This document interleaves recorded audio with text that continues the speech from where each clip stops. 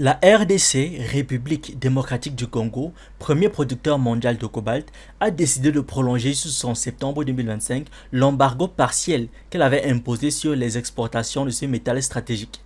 Cette mesure, initialement mise en place en février dernier pour une durée de 4 mois, visait à freiner une offre devenue excédentaire et à tenter d'enrayer la chute vertigineuse des prix sur le marché mondial. En effet, à cette époque, le cobalt s'échangeait à son niveau le plus bas depuis près d'une décennie, avoisinant à peine les 10 dollars la livre, un seuil alarmant pour un métal aussi essentiel aux technologies de transition énergétique. L'annonce de cette prolongation, relayée par Africa News et confirmée par l'autorité de régulation et de contrôle des marchés des substances minérales stratégiques, la RECOMS, illustre la volonté du gouvernement congolais de reprendre la main sur un secteur hautement stratégique mais longuement dominé par les intérêts étrangers. Selon la RECOMS, cette extension s'explique par le maintien de volumes de stock jugés encore trop élevés sur les marchés internationaux, ce qui continue de tirer les prix vers le bas malgré les efforts de régulation. La RDC entend profiter de cette période supplémentaire pour évaluer et redéfinir l'attribution des quotas d'exportation entre les différentes sociétés opérant sur son territoire.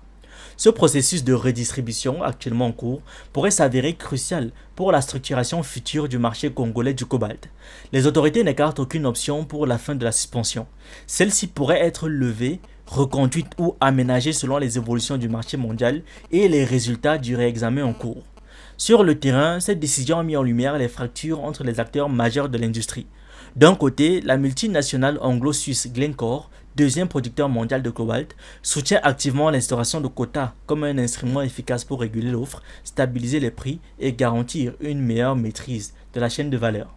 Glencore, qui possède d'importants actifs en RDC, y voit un moyen d'assurer une rentabilité durable pour les investissements dans l'extraction et le traitement du cobalt.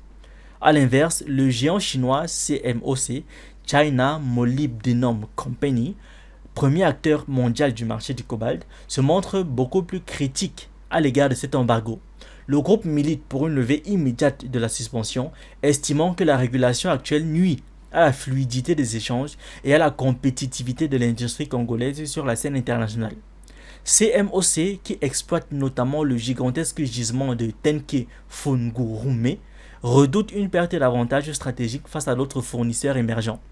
Au-delà des divergences entre compagnies, cette crise du cobalt pose la question de la souveraineté des États africains sur leurs ressources naturelles.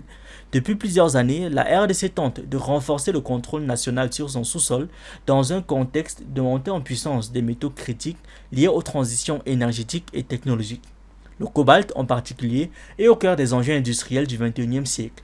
Batteries de véhicules électriques, smartphones, éoliennes, stockage d'énergie, autant de secteurs qui dépendent de cet élément indispensable. Ainsi, la décision de prolonger l'embargo n'est pas qu'une simple mesure économique. Elle s'inscrit dans une stratégie plus large de reprise de contrôle, de montée en puissance étatique et de négociations plus équilibrées avec les multinationales. Pour un pays qui fournit à lui seul plus de 70% du cobalt mondial, cette tentative de régulation pourrait faire école ailleurs sur le continent africain où d'autres États producteurs comme le Zimbabwe, le Botswana ou le Mali observent attentivement la situation congolaise. La fin du moratoire annoncé pour septembre sera donc scrutée avec attention. Elle conditionnera à la fois l'avenir du marché du cobalt et l'équilibre des forces entre le sud producteur et le nord consommateur. Merci d'avoir regardé cette vidéo. N'oubliez pas de liker, de partager et de donner votre avis en commentaire. Vous pouvez aussi nous suivre sur nos différentes plateformes Facebook, YouTube, TikTok et surtout sur le réseau social africain d'Iba World, disponible sur Android et iOS. Pour ceux qui le souhaitent, vous pouvez aussi rejoindre notre communauté WhatsApp. Tous les liens utiles sont dans la description.